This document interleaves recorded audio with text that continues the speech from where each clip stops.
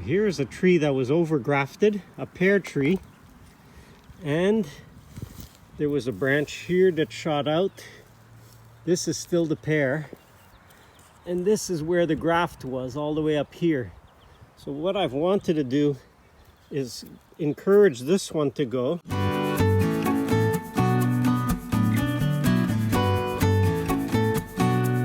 In the winter, I've actually cut with the chainsaw. See that? I cut it so that it will start healing up in here while there's still an attachment. But now is a good time to take that off. Just remove everything else because that's big enough to go. It's about it is 3 years since the graft was done. Come on, Sebastian. Yeah. Yeah, normally we would be using the chainsaw, but just because we're here now, let's just show you. And so how good is that? Look at that. See, especially here. See how nicely that started to heal over here? That's really good. So that, just cut this here a little bit more on this side, because there's a bit of a stump just this above the, yeah, right in there. Get it back to some good bark, so that'll heal over nicely.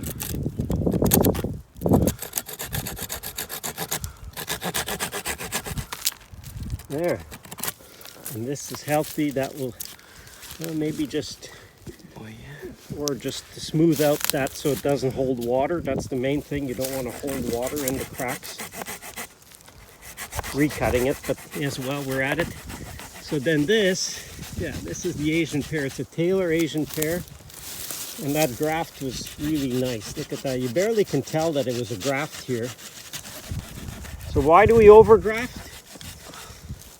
Because we don't want what was there. This was actually the most recommended pear when we planted. This was Flemish Beauty. I call it Flemish Ugly because it's the worst pear tree we can have. It's the most disease susceptible. So you see back here is the actual original graft we did in the nursery.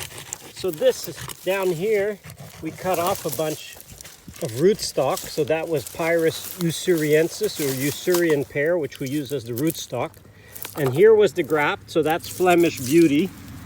And this still is Flemish Beauty. And here now, from here on, becomes the Asian pear. And you can still see the little nub from when we did the scion. And so just to clean it up, we can take that off too. And that's it. Now we got ourselves an Asian pear. Not in the best shape. Kind of growing down, and this one growing over, yeah. But you know what? We'll let it grow. Whatever will find its way here. This one probably, this bud now will become the new top. This one or this one.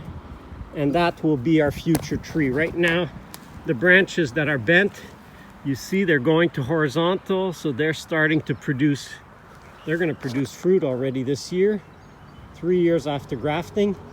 And this branch actually is probably best, we'll train that one under the other one for now. Give it a month or two, and it will be a downward branch. And that will really force this one here to become a new top.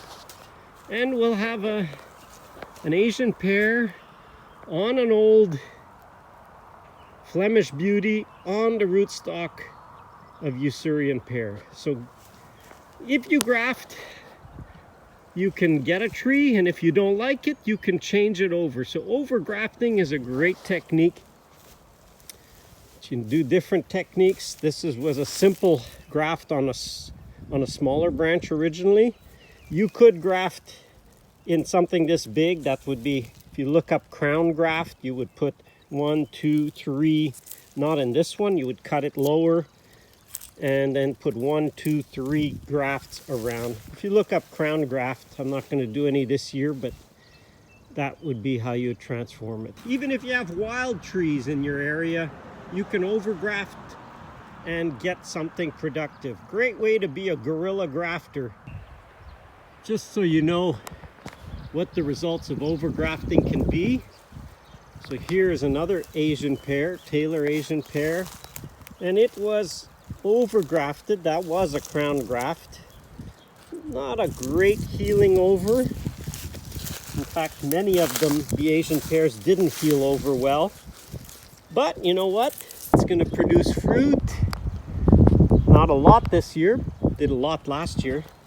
And this isn't a great tree, but we'll see how many years it produces. Sometimes they're better and sometimes they're not. But you see, once this gets big enough here, that's the overgraft. That's the cultivar we want. That's the Asian pear on a beauty pear. So, see, none of it shocked. There was no new branches. Why? Because this is, the top is pulling enough juice that this one doesn't have any extra left over to send new shoots out of. So that's what you kind of want. Once the tree is balanced, just one cluster of flowers. It really won't produce much in a way this year. But it's a nice tree. On top, not as nice on the bottom, but still worth doing. While I'm gloating on how well they did, look at this shoot here. This was last year's shoot. From here, and it goes way up there. That was last year, one branch growth. Another Taylor Asian pear grafted onto, this was rootstock. So here's the graft point. See the difference in color? Kind of a brownish, the graft, and a greenish. So here's that's a really nice graft. That was done with the grafting tool. You see that omega pattern right there? So that's how it looks. And that's a really nice graft on a tree. Here was the original tree. It was cut down for whatever reason. It sent a new shoot. And the only thing left to do here is to clean up. You see, these are new growth from the rootstock. So until the root itself doesn't have too much energy, then this is last chance probably, and now it will be balanced out. The root, which is the rootstock in this case, it will be able to take up all the energy, so there's no extra to send new suckers from the base. And so this tree is really done. It's been overgrafted successfully. It's grown really well. And in fact, here was a branch, but because it was leaning, yeah, maybe we'll cut that off eventually. But in the meantime, we got 3 nice shoots to choose from in an overgraft. That'll be easy. We'll train that down like that. Beautiful branch. Maybe I don't know what we'll do with that one. Maybe we'll just leave it and see what it does, but this will definitely be the future replacement trunk. I could take this and I could have tied it. I'm not into tying trees. I guess I could. That would be a nice solution, because then I can take this branch and train it down like this. Huh. So you see, your tree gives you options. Options are good. But there's a beautiful overgraft and what you can get as a result. Don't waste those rootstock or those trees you don't want. Overgraft them. Here's another example. It was nice that it was painted where we grafted. So here was the original shoot that was grafted, and for whatever reason it bent, it broke at the graft point. And so another branch below, which is the rootstock, really took off and dominated. But curious thing is this bent over branch, you see there's still a live bud on there. And if we follow it, you see it's still alive. So that's our Asian pear. it's going to be hard to get that to grow properly. So we will choose one of these to overgraft. We got a lot of different ones. That's something really nice. Hold on. So here's one, a clump. And you kind of see, this is one branch and there's another branch. Quite different in the look because we had grafted over. This is, I'm not sure what this is. It may be an Asian pear. But here's the graft point. And if it was a good graft, you really almost shouldn't see too well that it was grafted. But that's definitely different from this. And so now, since that one is doing well, it's time to clean it up. So this is the year to balance it out now that it's started. So we take off everything that isn't the shoot from that overgraft. What does it say? Savignac? Savignac. Okay, we'll put that tag back on. Careful, because these rootstock is spiky. You can take spiky trees and graft them into something really nice. Some of the pear are pretty spiky, and if you really overgraft into something that has a nicer pear, you can still get a nice tree. So there's half of it cleared off. Oh, here was see, we do 3 grafts. Let's see, there. That was one more of the grafts, but that one died out. So some of these pear trees, if you go see the fire blight video, some of these pear trees had quite the damage with fire blight. And so I'm not holding my breath anymore how well these will grow. Because if they had fire blight and it went to the root, then there's not much of any value left in this tree. But as long as it's growing, we'll see what happens. But that doesn't look too inspiring. I think that one might have had some fire blight too. But anyway, give it a chance, see what it does. And as you see, that's still a pretty nice tree already. We'll see how resistant this one is to fire blight. But that's the cleanup.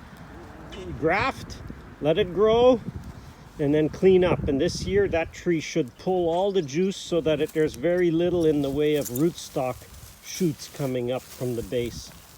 Tag it so you remember what it is you put on. Aluminum tags, better than plastic tags. And there you go. A new tree, Savignac, result of overgraft. Since we're preparing rootstock, we're cutting out the older rootstock, getting ready for some grafting. And here's a nice example of, we have grafted that in the past. The goal is we put 3 grafts. So here's one that we tried, and that didn't work. So you see the new shoot comes up below the graft. We tried this one here, and that didn't work. And again, a shoot comes up below it. And this one we put in, and this one, it worked. How do you know it worked? Well, you go above. Oh, no, that's not it. That was a bud graft. Bud grafted. Oh, that was a bud graft that didn't take. So that's still rootstock. All right, so that one, let's just show how you want to clean it out, Sebastian, so that we can show how we prepare. What we're basically looking to keep stems that are the size that we can use the grafting tool. We're not looking to do with the crown grafts in these right now. So there isn't that many nice ones, but we'll have to select so that we get to something. The really big ones, we cut them out. That's too big. That would be good for crown grafting. Do you want to keep some? No, we don't want to keep them this year, so that comes out. But that one, see this one, not great, but it's got a nice, here's a nice younger shoot.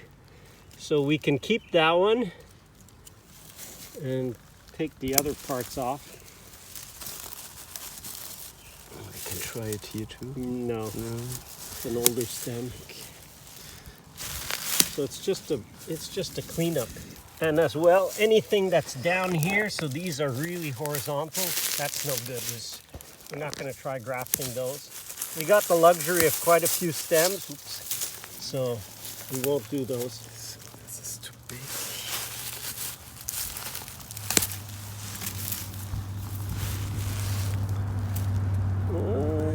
Yeah. That one, yeah, we can try that again. The goal is to have 3, we try to put 3 grafts where we want 1. So this one originally had 2, came back, regrafted just a bud graft. Let me just check that again.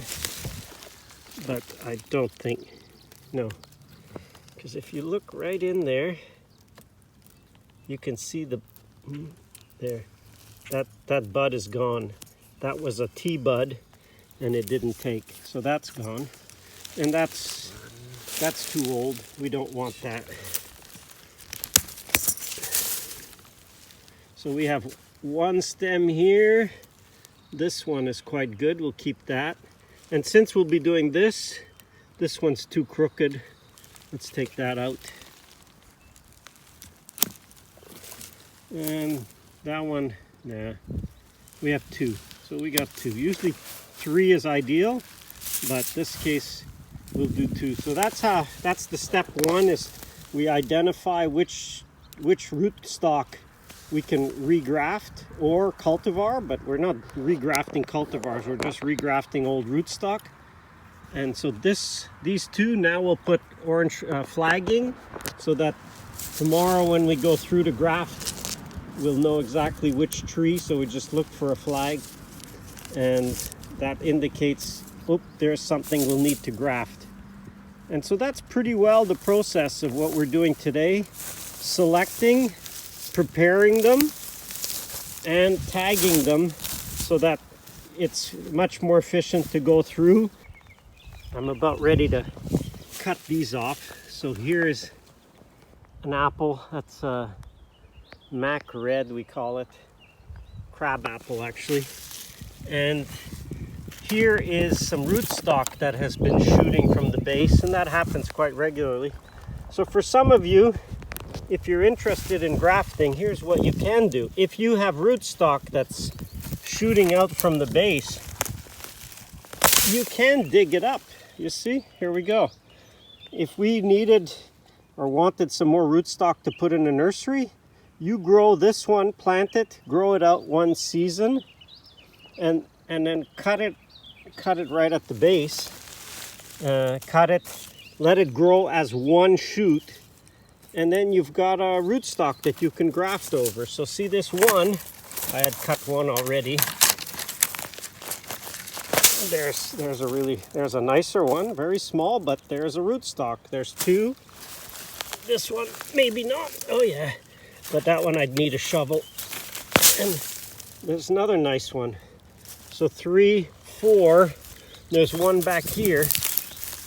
Also probably need a shovel. So for me now, I'll just cut them off. But if you wanted to dig, oh, there's another one back there. There's another one.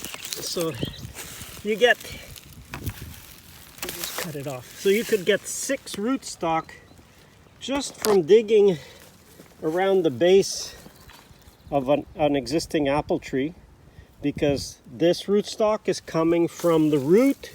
This is probably the graft point right there. So what's below will be coming out as rootstock.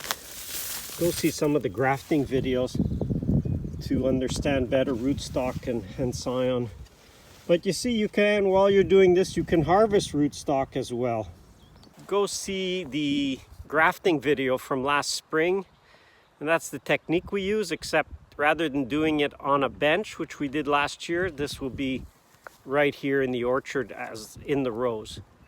So it's pretty simple. Overgrafting is a very useful technique to take trees that you don't have to replant them. They're already planted, they're already growing, and all you want to do is get them growing with the cultivar you want. If you have a tree in your yard and you think, wow, this tree is so diseased, you can overgraft it with a disease resistant of the same species, apple to apple, pear to pear. And yes, you'll say, yes, you could put an apple on a pear, or you can start with the same ones. That's the easiest. But learn the techniques of grafting and all of a sudden the whole world opens up to you. Hear that oriole? So have fun, get grafting, and I'll see you next week. Bye. Thanks for watching. Intrigued? Check out the virtual tour of the Permaculture Orchard. Have trees already? Pruningcourse.com. Subscribe, please. Check out some of the other videos or playlists. There's more to come. Stay tuned. Bye.